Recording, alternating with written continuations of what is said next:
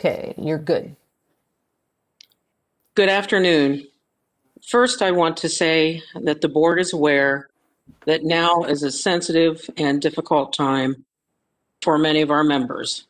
The pandemic has forced many of us to limit contact with friends and family, and no matter how tough you are, this has taken a toll. The board tries to pay attention to what the members and the membership is thinking.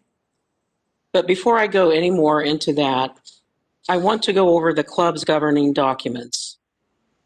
Number one is the deed restrictions. Number two, the club's code of regulations. Number three, the Hideaway Hills Club rules. Number four, the Hideaway Hills Club building code.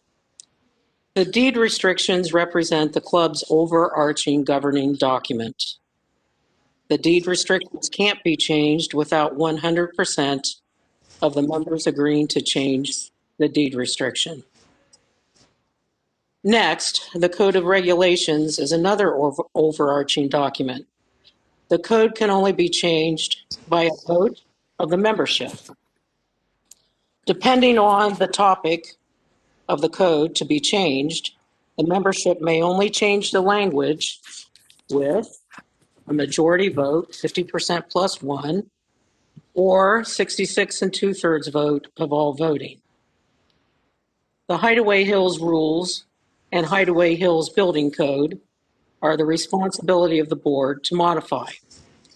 You will note that many of the rules actually incorporate the language from the deed restrictions. Therefore, any change to the particular rule that incorporates deed restriction language may only be used to strengthen or support the deed restriction language. So what does this mean for the proposed change to the Hideaway Hills Rule number 16 that intended to address flags? After a deep dive, which included talking with membership, reading and researching, I believe that the proposed rule change to number 16 dilutes the sign language of the deed restriction number 5. You can see that on the shared screen. Our current language in number 16 that you see highlighted is the exact same language that is in the above strip of language, the last sentence that talks about advertising signs. So, the proposed language attempted to address the political election and candidates issue as it pertains to flags. But in so doing, it diluted a portion of the club's deed restriction number 5, which relates to signs. The deed restriction states, as you can see above or see on the screen, advertising signs other than for sale of said lot or house are prohibited. And I also want to mention that in Rule 16, existing Rule 16, there is a prohibition against solicitation on club property without approval by the general manager. That's worth noting. Anyhow, to move forward on the topic of Rule 16, it is my intent at the upcoming board meeting to ask the board for a motion to rescind the proposal related to Rule 16. This would leave the club with the existing Rule 16 language that incorporates the deed restriction number 5 language. So what does this mean for Hideaway Hills? It means that the sign language will be enforced as it has been for decades. The language as written does not allow for exterior signs on members' property, except for sale signs.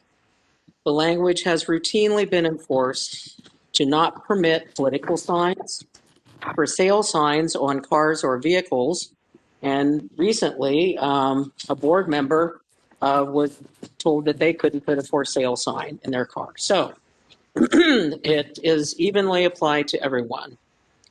As well as there was a situation not all that long ago with when one of the board members was running for re-election, a member who didn't like that board member had placards on their side-by-side and on their car saying, "Don't vote for this board member." Those placards were required to be removed under our existing language. So what I'm trying to say is it's pretty broad. However, through all the decades, the club has always permitted members who drive a work vehicle to include their business logo or their business information on their vehicles. That has always been. As you can imagine, the intent of deed restriction number 5 by our forefathers was to keep signs from detracting from the natural beauty and the unity of Hideaway Hills. To that end, I will suggest that the board officers create an ad hoc committee composed of a cross-sectional group of members to review the issue of flags. The ad hoc group can then provide a recommendation to the board.